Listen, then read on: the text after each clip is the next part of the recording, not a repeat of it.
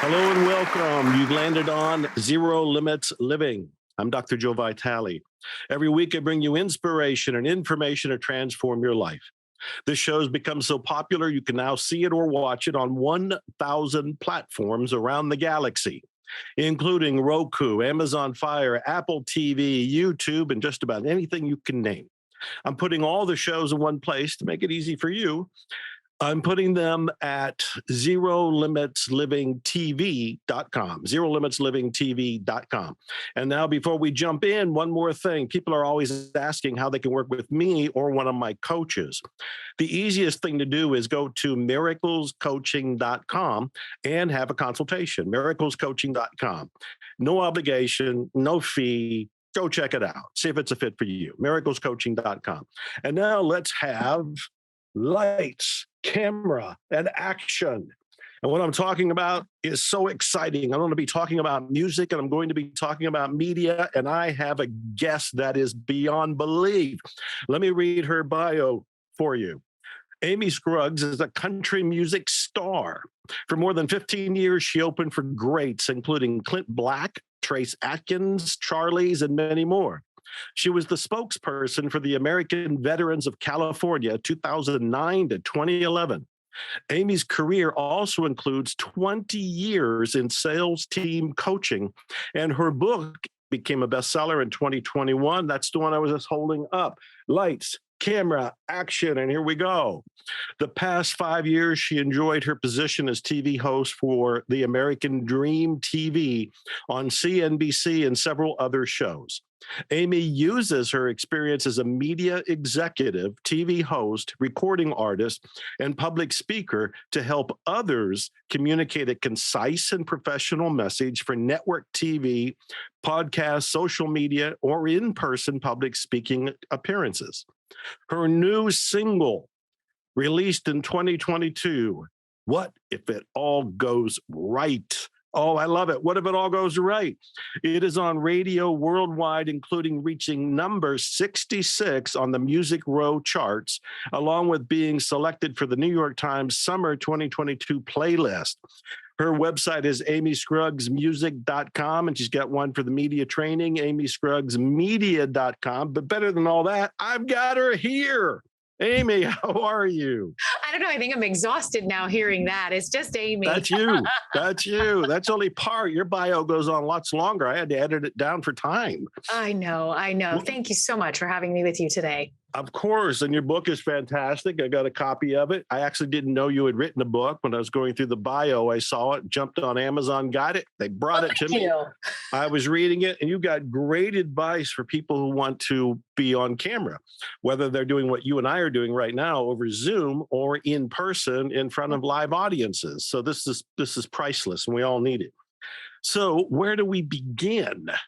I am very curious to know how you got into music. Were you brought up in a musical family? You know, it's interesting. With the last name of Scruggs, I think country music was just this was supposed to be. So I think the name created that reality. But Right. at 3, no, my family was not musical. My dad loved listening to music. So there was already that joy of listening, especially to country music. But at 3 years old, my family found me playing by ear at someone's piano at a house. I just started playing and I started singing. And so they were like, this might be something we should probably pay attention to. By Right. 5, I was in piano lessons and classical training, and I started voice training and was always singing in the choir. And I grew up singing in the churches and in the school choirs.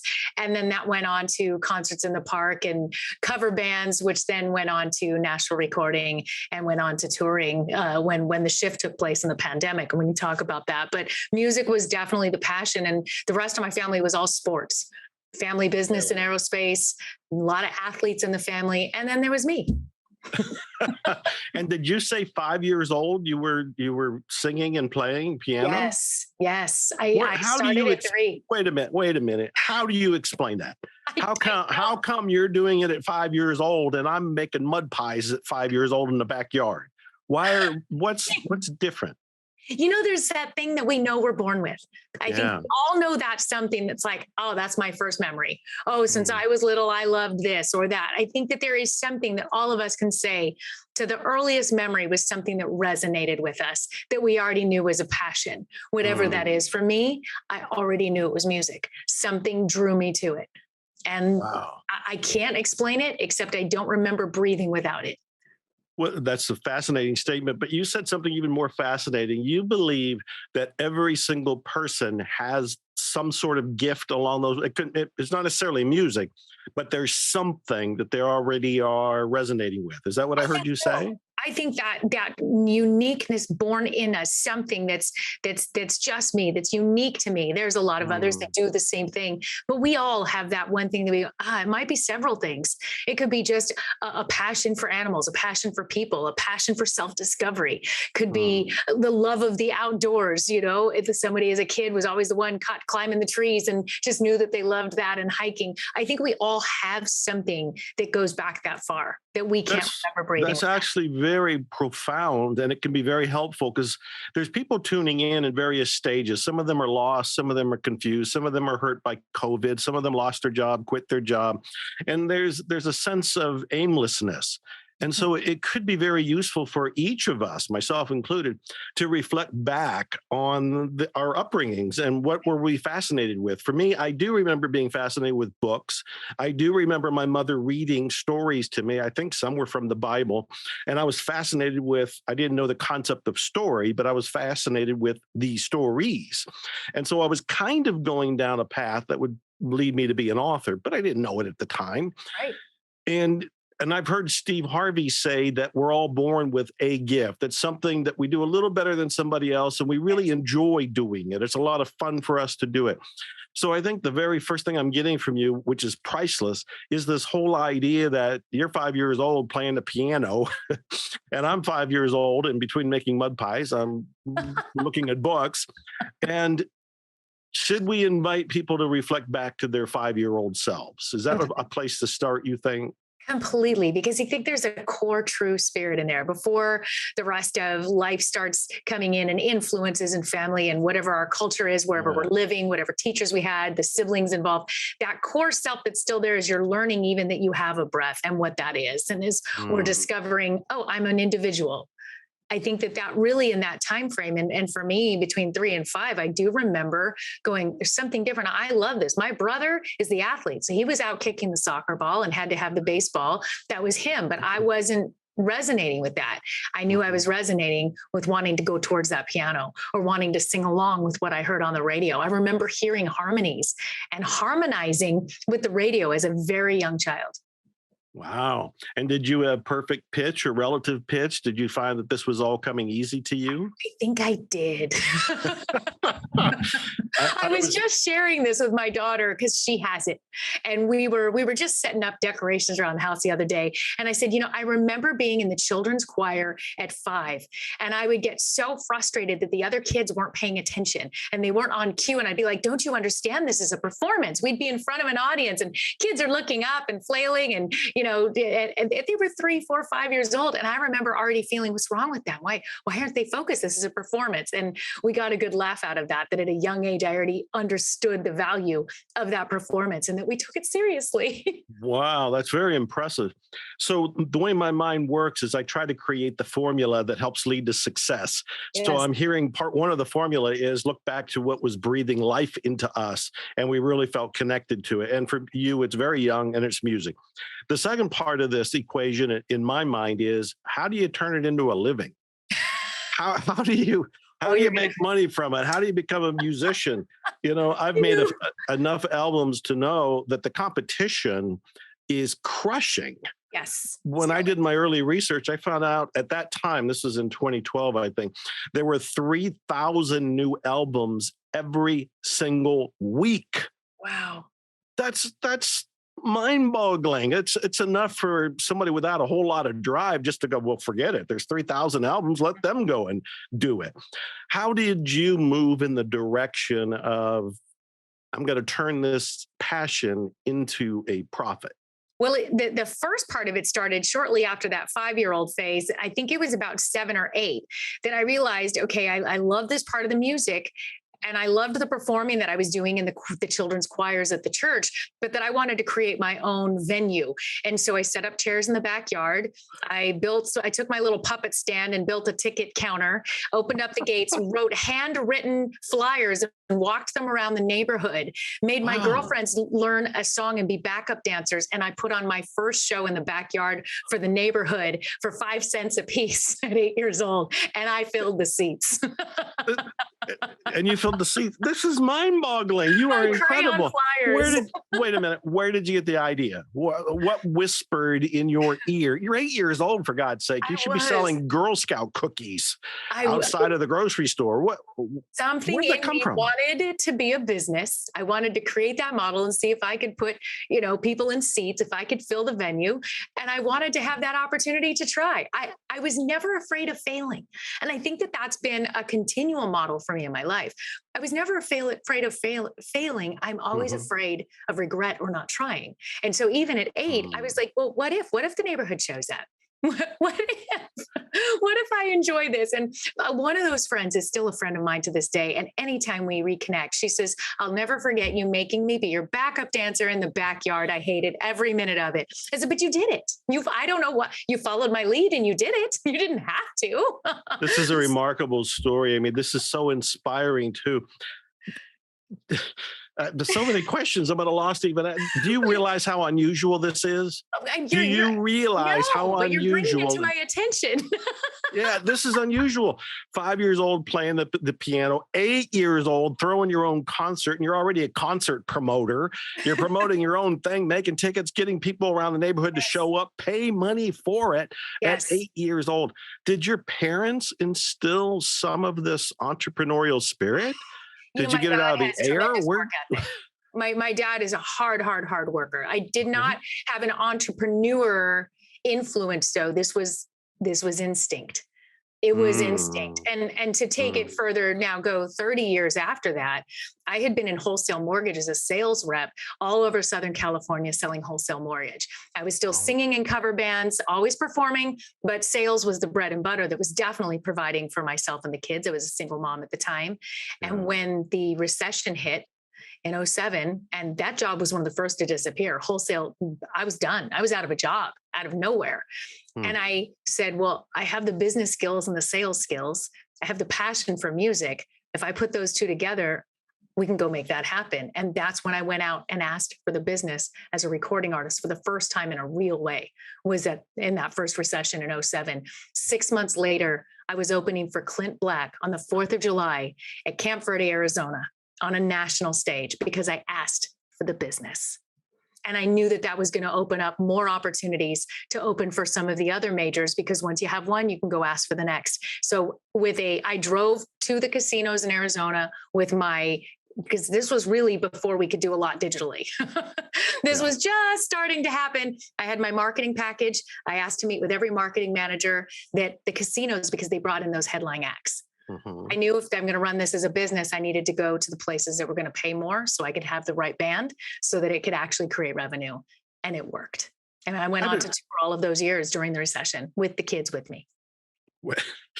You have 4 kids, is it? Yes, they're all grown now. But at the time, my oldest son was just turning 18 and he became my lead guitar player and helped run the band. So we literally ran it as a family business. My 2 middle sons were selling CDs and posters. My daughter at 4 years old was signing those posters and CDs. So there's a lot of people in Wyoming that have my daughter's autograph on some of my first CDs. And I would love, if anybody has it, please let me know. I will buy it back from you. I'd love to have one of those. But it's always had that mindset of loving the passion, loving the music, but knowing that we have to run it as a business. How did you know that? How did you know that? The one thing I'm aware of, though, is anybody getting close to you is going to get enlisted to be a backup singer, a dancer, a promoter.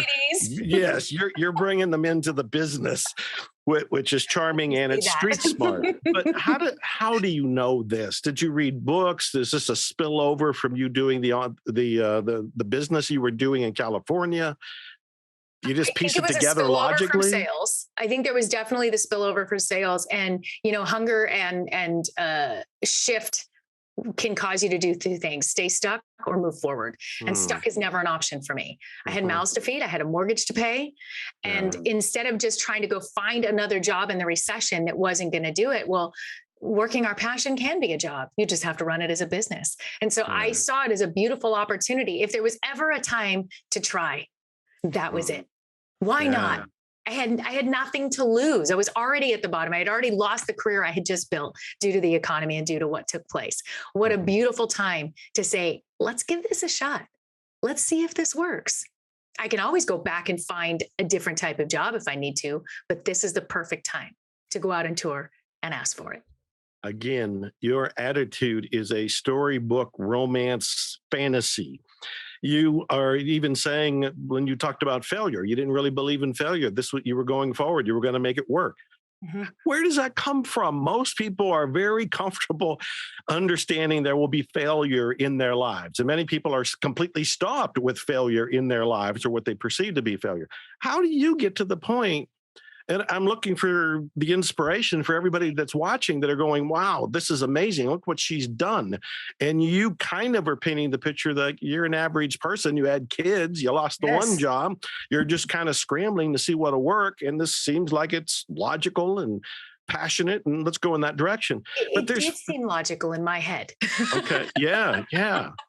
But I did get some questions from family members or extended people going, what are you doing? You're taking the kids out on the road, get a real job. But here's the thing. I also knew taking kids on the road knew that we needed to be in family places. So we did the Mm, fairgrounds. We did a lot of military and veteran events. We were in places that I was proud to show the kids, that I was nice, proud to have us do it together. And nice. I think that I'm more uncomfortable being stuck or in a time of fear. If fear comes in, that's the discomfort that challenges me, because that's not going to serve me. And I've always known fear is not going to serve me. Mm. It's What? just going to create more circumstances of fear. But if I Right. try something and it doesn't work, I'm like, oh, at least I tried. I didn't wonder. And Mm, then now mhm. I know what not to do again. Now it lessens the limits of what I can go try. If I try a bunch of things and now it narrows it down, I like that process. I'll do 20 things at one time to help narrow down. What inspired you during these early days? These anything from 5 years old to 8 years old to you being the mom with four kids who are getting them all to do things to promote your own business, your music business. What's inspiring you? What are you holding on to? Are they religious beliefs, spiritual beliefs? Did you read books? Did you see a movie? Was there a person? What helped? I've always had a very strong faith. My faith is there. Hmm. So I always knew that God's not done with me. My story is never over. And so that instinct was in there going, He's not done with me. I want to help this unfold. I want to help this story unfold. But going Mm, back to that child at 3 and 5 that was doing music, if you asked me then what I was going to be when I grew up, my answer was Barbara Mandrell. I never changed my answer. I will be Barbara Mandrell when I grow up. I had her posters on the wall. I actually ah, visualized me doing this. And I would mm, watch the country music award shows and I would follow country music. And I never followed in a way of saying, oh, I wish. I've always watched that going, they'll meet me someday. I'll catch up. And even when I had the kids at a young age, I'm like, that's okay. I'll catch up. I always felt that I would just mhm, catch up. Wait for me. mhm. I'll be there. I never felt it was gone, out of reach, impossible. It just felt like I needed to catch up. You remind me, I had heard Steve Harvey, again, the comedian, who said he wanted to be on TV, but he had to wait 13 years for it to happen. Yeah. And it was more like the rest of the world was stirring to catch up to his vision.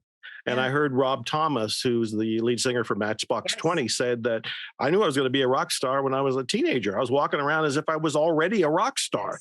I just waited for the rest of the world to catch up. Is Yes. that kind of the vision? Is that That, what was going on with you? that was the vision. And every experience, even that first time with Clint Black, I was like, I knew I was going to be here. I Mm, knew this was going to happen. mhm, It's okay.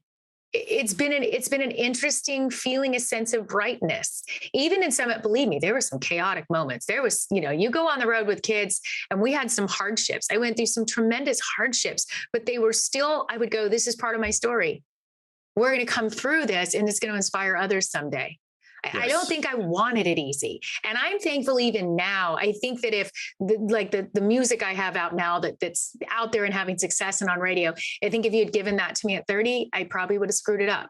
So I'm grateful that I got enough pieces to keep going. I'm on my way. It'll happen when it happens. And I took the limits. That's why I love the title of your show.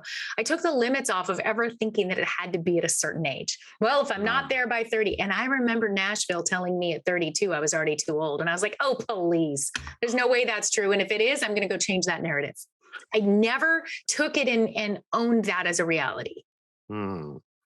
There's a lot of wisdom to what you're saying here. And I'm very impressed that you actually didn't want it to be easy and you actually wanted to wait long enough to, in my words, integrate the experience. I've often told people that say they want to win the lottery because they want to win a lot of money and they just want it to drop in their lap, that they would screw up their lives if they want it without growing into managing intellectually, emotionally, spiritually that much money. And there's been enough stories of people having won the lottery that they did lose it in a year to 3 years. And so I think there is truth to the experience of we slowly grow and stretch and become more comfortable with greater degrees of success. We don't need it dropped on us. We just need to grow into it. So I really am impressed with what you're saying. One question comes to mind is, where's your husband in all this? He's so wonderful. I remarried. I was able to remarry. We've been together 12 years now. We've been married for 8. And we actually met when I was in the thick of my touring time. We were introduced by a mutual best friend. And and I can say this now because he was retired, but he spent 30 years as a federal agent. I saw that in your book. Yeah. Federal agent meets woman out there touring. There was definitely a difference there. But he came along, he had a lot. He goes, I don't understand any of this. And he still watches me to this day and says, okay, you're fearless, you know? And I'm afraid of not trying. And he's really come around, and it's been fun to see even the growth in him as he's seen the twists and turns and journey of me still having that daily pursuit of my passion and potential and watching it unfold. And I think even the unfolding of these last couple of years, I've watched him really proud and excited. And I'm proud of his career that he chose. He chose a completely different world that I don't even understand, but I'm so thankful that he did that. And I think that counterbalance of the two of us together has been a beautiful compliment. I see a movie in the works, the movie about your life, your husband, the different careers, the kids, all the things you've been talking about. It just seems like this is a made for television movie right here, the Amy story. So let me ask you this. Do you write your own music? No, I know where my limits are. And I knew that it wasn't in the writing. I can, you give me something, boy, I'll perform it. I'll make you feel that I wrote it. Wow. But it wasn't my skill set. And so I didn't try to push myself into something that wasn't there.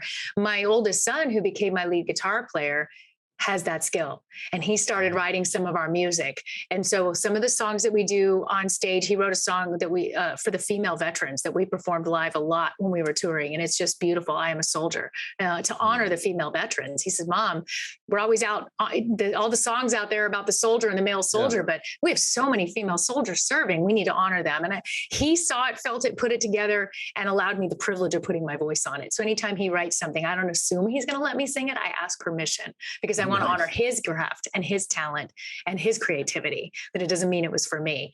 The project that we had for this last EP we just did, I actually went through the channels of having music pitched to me from all the great writers in Nashville. I knew that I wanted to find that song. And it's interesting when you put it out there. My A&R rep, who never gave up on me after 18 years in Nashville, says, Amy, I saw you've been writing this book. You've got this coming out. You're doing more speaking. What if you found that song that really just resonates your story and who you are? He says, you want me to, let's find it. And like a needle in the haystack, but when you believe it and you put it out there, it found me. And you're referring to the What If It All Goes Right song? What If It All Goes Right? And I went, well, there it is. Wow. And I knew that was a song I had waited for my whole life. And I had to call my son and say, son, we're going to do a major recording and they're not going to be your songs, but understand this is part of your growth and lesson. And it doesn't change your credibility as a songwriter. It can open doors for you as a songwriter, but this is part of the story that needs to be told right now. And this fits into the model. And he was very sweet and very wonderful about it. And so that's how it came together. as an occasional songwriter myself, I'm very curious to know, when you said you put the word out, were you looking for writers or were you looking for a song? Did you have a Songs. concept? Yes. So, well, it's cute. I was able to have the beautiful privilege of being produced by Fred Mullen. He's one of the most famous producers in music of all time. So during the pandemic, these calls came in.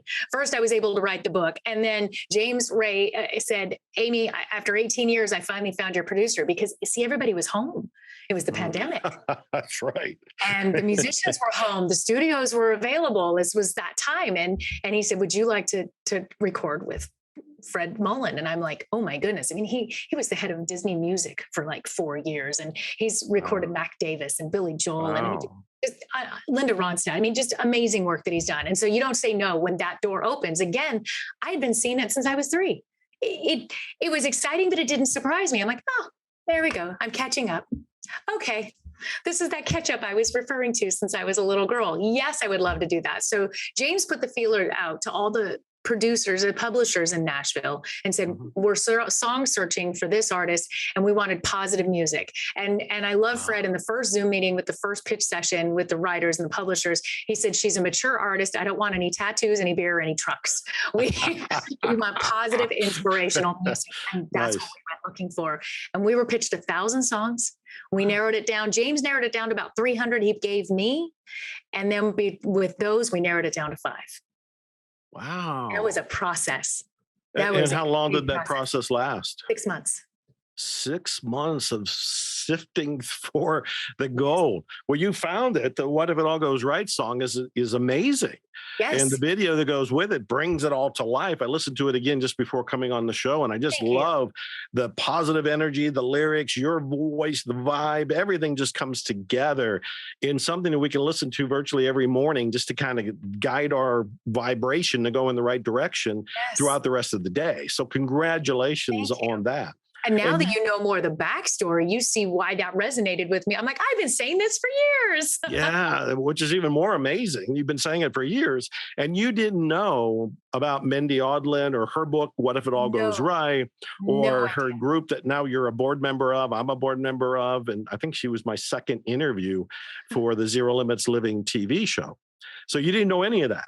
I knew none of that. I was on a podcast interview that the host of that podcast was also interviewing Mindy and connected the two of us. Wow. That is so amazing. It seems like there is an invisible hand guiding your life. Yes. And maybe this is true of everybody. There is an invisible hand, but the difference is you're saying yes. Yes. To where the nudges are and where the door is open and so forth. And so many of us don't say yes. Isn't that the most important thing? Yeah, I think so. That's another song. Say yes. But one of the things you said earlier was the only thing you were afraid of was not taking the chance. Yes. And I may be saying it a little different than what you did, but it was something to the effect of the only thing you're afraid of is not trying something. You're not stopping because you're afraid of doing it. You want to do it because you're afraid of not doing it. Yeah, I'm afraid of regret. I'm afraid of sitting here going, oh, you remember that one time I could have had that opportunity to be on that great board for, a What If Up org that are doing great things. But I thought, no, maybe it's not the right time or it's too busy. I want to say yes. We can always adjust later. If we see, wow, maybe I wasn't supposed to be here, I'll find a replacement or, okay, but what lessons did I learn from this? What tools went into my tool belt during the time I tried this one thing? Yeah. Because I have this giant tool bag now for the last coming up on 50 years that's full of tools from so many different times that I just said yes without fully understanding why. And I always feel that just showing up is the most important part of opportunities coming to us. And so this fear of regret, have you gone through the experience of regretting something? Is that what drives this, or you haven't had anything to regret and you just don't want to go there? I think, yes, I'm human. Of course, there's a lot of regret in there, especially as a mother with 4 kids. Thank you for admitting you're human, by the way. Thank you. That makes us all feel better. There's a lot of regret there, especially, I wish I had done this differently for the kids, or I wish I had been more present at this certain time, and I wish I'd made this decision. So there's always those regrets. And what I realize is when I stop and go there, it doesn't feel good and it doesn't feel right. So then I have to forgive myself. I did what I knew was best at the time. What lessons did I take from it? Thank you for the lessons. Thank you for that failure. Thank you for letting me feel that regret, because it's going to help me move forward and have those mistakes be less and less. I don't want to repeat them. So I've really channeled the way that I can look at that, even with past regrets, and then forgive myself. You said forgive yourself a couple times there. I think that's one of the hardest things for us to do. How do you forgive yourself? I'm robbing myself future joy if I don't. And I'm also putting burdens. I realized I was carrying some deep burdens, maybe with things with my sons. That was a hard time taking them on the road, or things that they had to miss, or times that we struggled and we had a hard time putting food on the table. And I was carrying this so big, thinking that they were also feeling that way about it as well. And then forgiving myself and realizing I could have this communication with them, that they weren't holding on to it anywhere near the level that I was, that they're, Mom, we're okay. We love you. We're proud of you. So forgiving myself was the most important thing. We hold on to it much harder, I think, than other people who we think we've hurt along the way, or our decisions have affected them. I think it's a lot less. So it didn't serve me to hang on to this any longer. Yeah. Well, what do you do when you have a bad day? Well, if you wake up and things not going right and there's bad news, you check your email, or you got a phone call, or a deal didn't come through, or your song didn't go all the way up, or whatever. How do you handle the bumps in the road of life? I say stop and cancel to myself, because I can easily go to, oh, look what you did. You bit off more than you can chew, or you've something. Stop and cancel.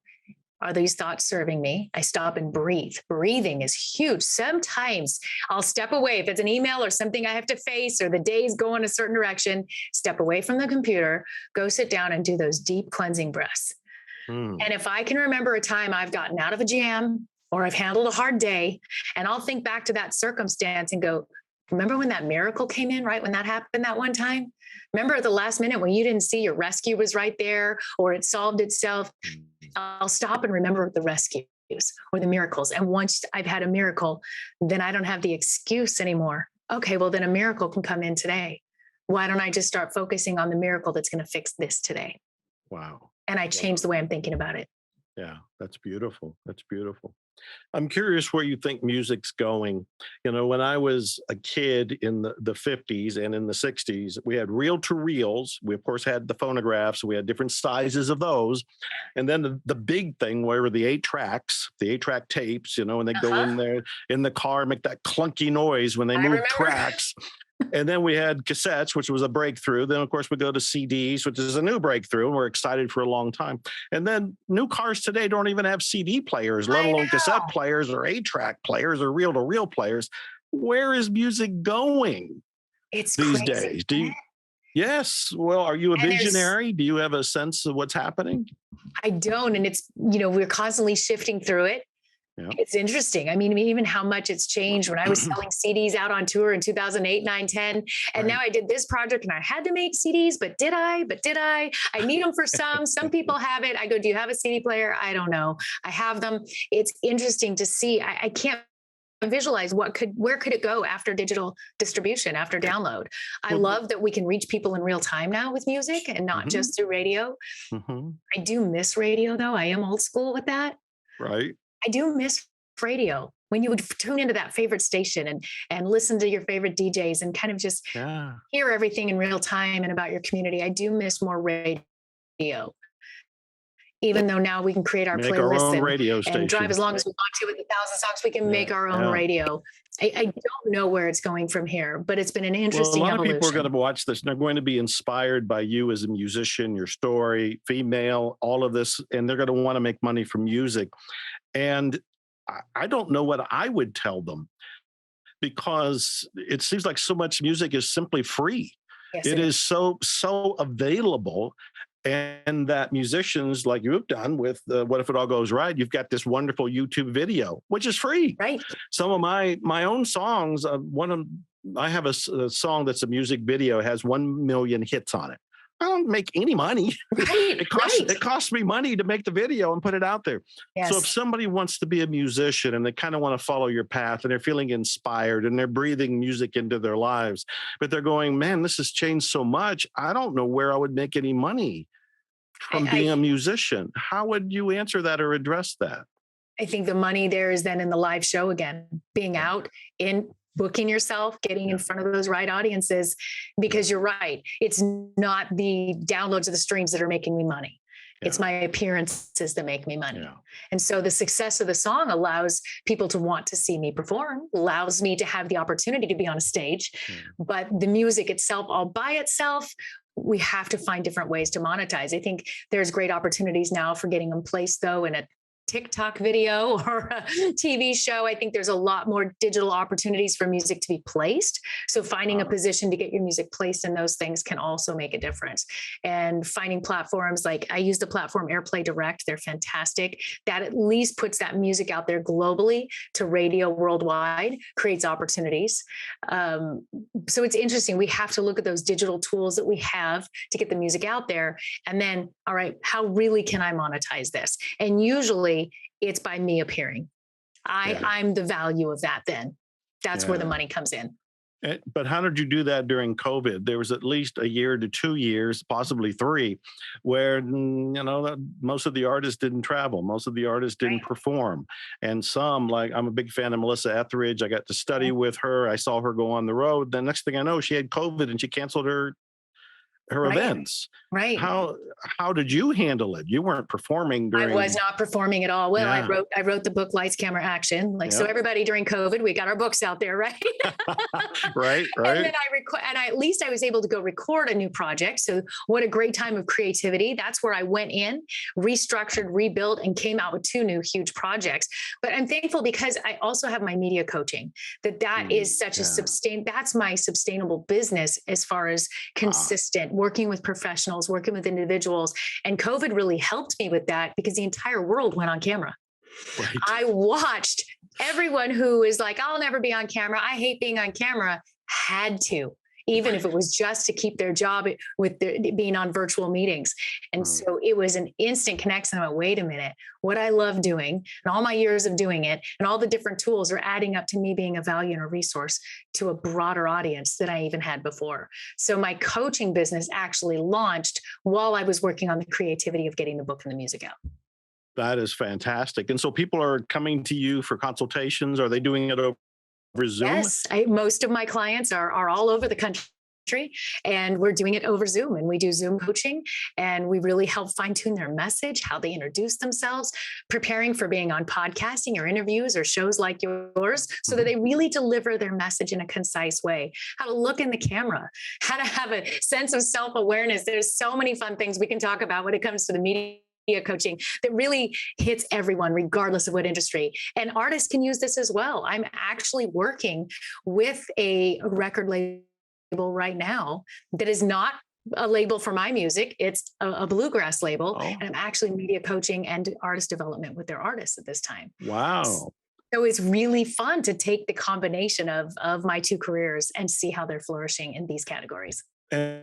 And how do you handle stage fright? First of all, have you ever had it? Did you have stage fright in any of the performances, Clint Black or anybody? Oh, sure. How do you handle that? Or how did breathing you? Is huge. Again, breathing. Okay. I have to separate from everybody 10 minutes before I perform anything. And especially the national anthem in stadiums. That's one that'll get you. The most time I get nervous is usually if I'm standing in a stadium about to sing the anthem on live television. Because you just, you can't fudge that. I forget the lyrics to my own songs all the time. Thank you for telling me. That helps me. Yes, it happens. I'm like, how's that go again? How's that start? Mom, we wrote it. Yeah, I forgot. But the national anthem, there's no wiggle room for that. So I always take that time of 10 minutes of complete silence, meditation, get my heart and mind in the right place. But the most important thing that can help with stage fright is remembering why you're on that stage. Yeah. Am I here to inspire? Am I here to bless? Am I here to pass on great information? Anytime we're on any stage, we're there for a reason, and total hyper focus on what that reason is. And for me, in that stadium moments, I'm honoring our heroes. I'm honoring every veteran that ever fought for this country with the words of this song. Wow. How powerful is that? This isn't about me. Yeah. And because I've trained and I know what my voice will do, because I've practiced, I've trained, I've prepared, I don't have to think about that. I know my self-awareness. I don't care what my hair looks like. I know what my face is representing. The self-awareness is there. Now, all I have to worry about is that performance. And it really helps take that stage fright down. It really does when you hyper focus like that and remember your why right before. And what about for the executives who have to give presentations? It's one of the reasons Dale Carnegie built a little empire helping people get over the fear of public speaking. Is it the same thing if they know their why that's going to carry them through? Is there more to it? Is it different for somebody who wants to speak, whether it's on Zoom or they're going to stand up in front of the Rotary Club? Right. Oh, yes. I speak to a lot of Rotary clubs. There is definitely the why. Why are you doing this? What are you representing? And if you want to do the deep dive work beforehand, is really that self-exploration as to being comfortable with yourself. And it's funny. I have a lot of professionals that I've sat with that have said, "Ooh, is that my voice? Is that how I look? Is that how I sound?" And I always give them the same answer. Yes. Yes, it is. This is how you look and how you sound. So if we don't like it, let's make some changes. Maybe we need to change the inflections in your voice, how you're carrying yourself, what your body language is saying. So like anything else, if you want to be an athlete, if you've taken on pickleball and now you want to be great and join a team, you're going to have to practice and learn those techniques and those skills. The same for public speaking or being on a Zoom meeting or anything else. What are those techniques and skills that I need to learn? So now I'm only thinking about my why and my presentation. You know, you come across so polished. You're so articulate. You're centered. You're beautiful. You're looking right at the camera. You're doing all the things you're telling me and everybody else to do, including everything that you're saying in your book. How did you learn those techniques? How did you learn what you're teaching all these other people? We have to watch the tape. You have to know how you represent. It's watching the first ones that make you cringe. The first times that I said, "Ooh, is that my voice? Is that how I look? Is that how I sound?" Watching the tape. And I had a great opportunity to ask Coach John Robinson. He actually contributed in the book.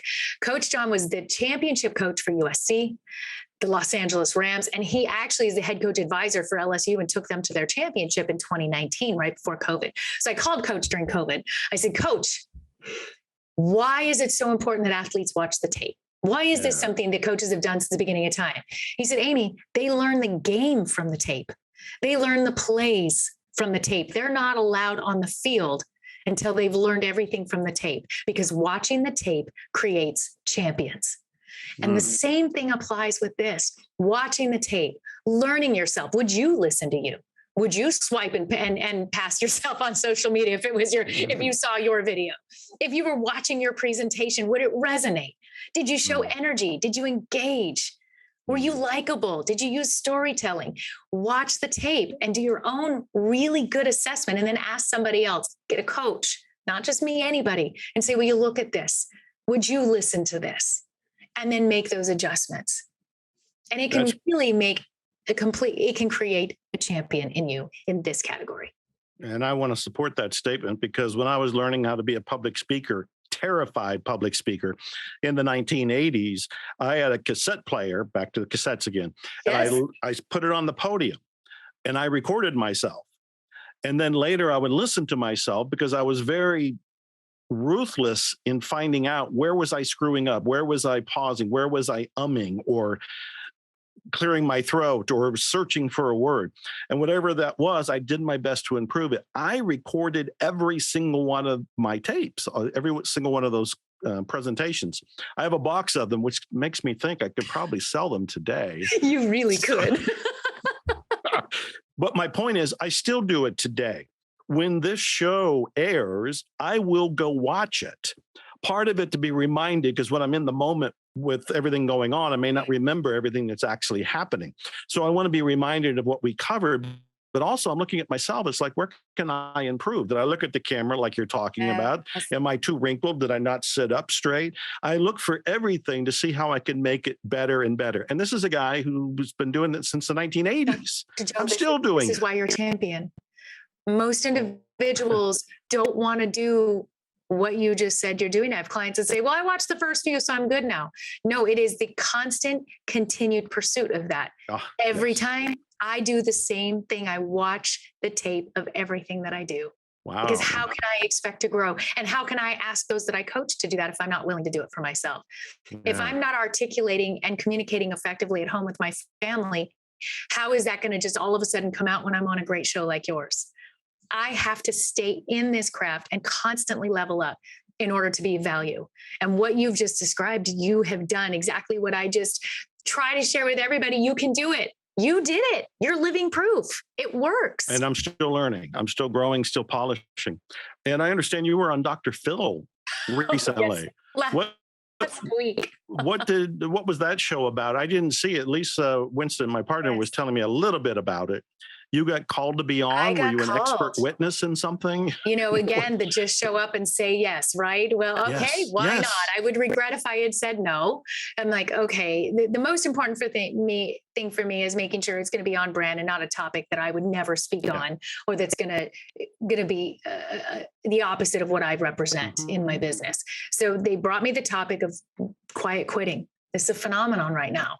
Definitely, it kind of started on TikTok. There's a big deal going on in culture today about quiet quitting. And I'd seen a lot of reports on it. I did some homework on it. So I said yes. And so I went on as an entrepreneur and a business owner to on the panel on this side, and on the other side were a few millennials that are part of that quiet quitting, saying they're done. They shouldn't have to go the extra mile. We should only have to do, if I have a job and they say do this, I'm not doing any extra more. I'm not sending an email after work. I'm not showing up early. Wow. I noticed, what broke my heart was I noticed a sense of hopelessness with this younger generation, that I just wanted to hug them and say, no, you've got to find that hope in there with you, because I know it's hard. I can't change what the economy is. I can't change what's taking place in our world today, but I can change how I respond to it. And if there's only a handful of opportunities, I need to level up to make sure I at least bring value, that I could be chosen, a possibility for one of those opportunities. And silent quitting is the exact opposite. And so I was on there discussing my view on work ethic. And I tell you, all of the work I've done before, again, every tool and tool belt, hustling through with kids on tour and radio stations and TV shows and failing and having lost opportunities and losing our home and starting over. All of those things led up to sitting in that studio that day. And I was ready. I was ready for my talking points. The cameras didn't bother me. I wasn't worried whether I met Dr. Phil or not. My whole role and my why was to be of value. And that was it. It was an incredible opportunity and incredible experience. And I heard you did fantastic. You've just taught me something, because I've never heard of the quiet quitting. And the way you've described it sounds a little depressing to me.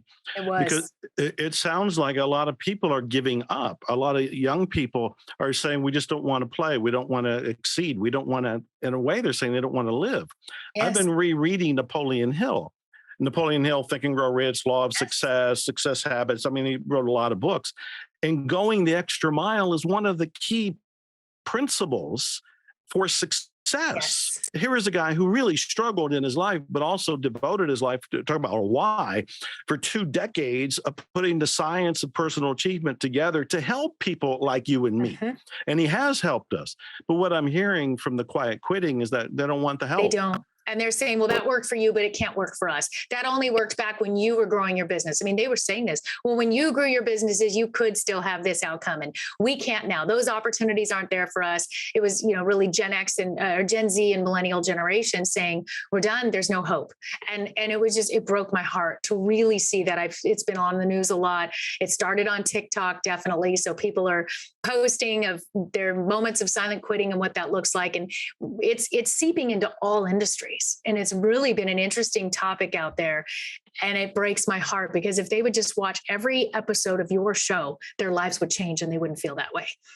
And it's our responsibility to be that voice out there saying different. And it was hard. I did not get the most favorable comments and responses on the Dr. Phil show page. There was a lot of counterbalance saying, I'm missing the boat. I don't know what it's really like. I was called some names. It was interesting to see that come back. And again, I just go, oh, how sad that they're in that much of a broken place, or a place that they're not being provided opportunities for hope. And they're not taking it, and they're missing what could be so beautiful. And what I didn't get to share on there, they were just assuming I was privileged and I didn't get the opportunity. And it wasn't supposed to be. It wasn't meant to be that I could say, hey, I struggled. I lost everything. We kept rebuilding. We kept shifting. You've got to keep going forward. Stuck isn't an option. Yeah. I got chills. There's probably an opportunity to do a book, a show. I'm not quite sure what yet. Yeah. But I do know if they are quietly quitting, they will soon be quietly starving. They'll be quietly homeless. They'll be quietly hopeless. They'll be quietly dead. Yes. And I know that because I had been homeless. I had been through poverty, and I was reading Think and Grow Rich and all the books from the public library, doing my best to build myself up. Mm-hmm. And I did apply everything, and I'm still applying everything even today. Yes. I think anybody who's saying that it doesn't work today doesn't want it to work today. Right. There's something deeper going on inside of them, and it may tie into the pandemic, the global uncertainty, the whole world looking like it's been shaken, rattled, and stirred and thrown out the window. We have to do something here. I agree. Even Dr. Phil said, wow, we need another show on this. I didn't realize this was going to be this hot. And in my soundbite, you'll hear me even say, I would love to see what conversation we would have 10, 20 years from now with those that have chosen quiet quitting. Where are you then? Where is that going to get you?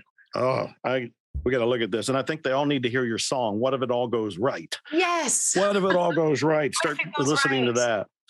Listen, Amy, I'm so loving talking to you, and there's so many more questions, and I can see why some people have shows that last 2 or 3 hours, because you get warmed up, but then the hook comes out and the engineers say, hey, we got somebody else going to take over your spot here in a minute. So we're going to run out of time. A couple questions for you here.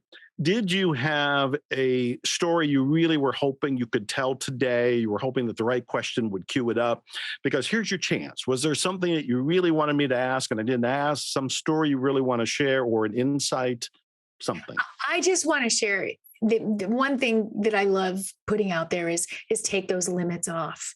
Yeah. Don't say that if I'm not something by this age, it's not going to happen for me.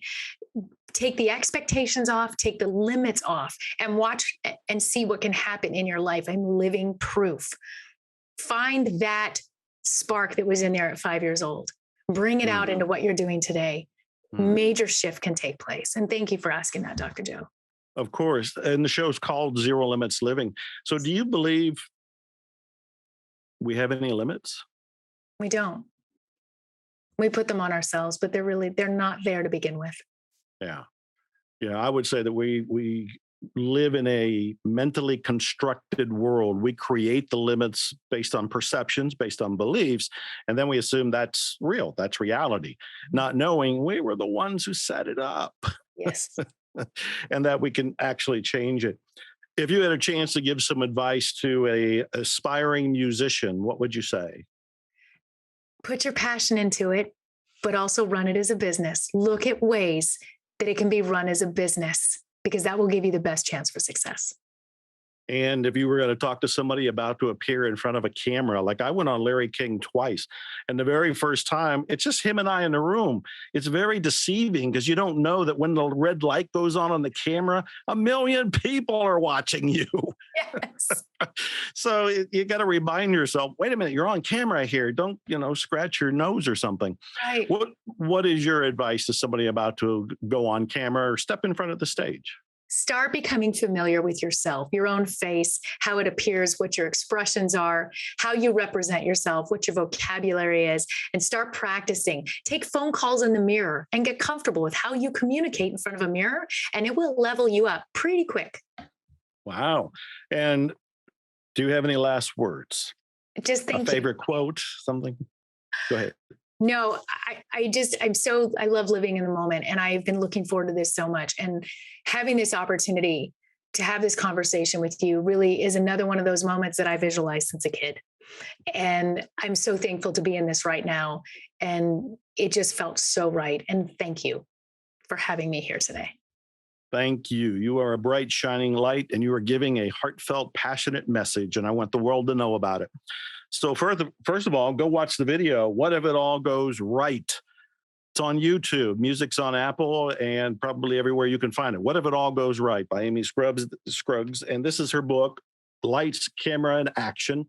She got 2 websites, the Amy Scruggs Media, amyscruggsmusic.com. I'm Dr. Joe Vitale. You've been watching Zero Limits Living. Every week I bring you inspiration and information to transform your life. You can see the show or hear the show on 1,000 platforms around the world at this point, maybe in outer space. And I'm putting all of the shows in one place, ZeroLimitsLivingTV.com. Also, go get your Miracles Coaching free consultation. Go to miraclescoaching.com, miraclescoaching.com. Meanwhile, I love you all. Thanks for being here, and expect miracles. Glutathione is a big word. It's the body's own master antioxidant. It's a scavenger for free radical, bacteria, and viruses. There are no products in the market with the ingredient Nasset. Nasset increases the production of glutathione that's in our body already to strengthen and enhance our immune system, elevate sense of well-being, support muscle strength and endurance, cognitive function, and liver support.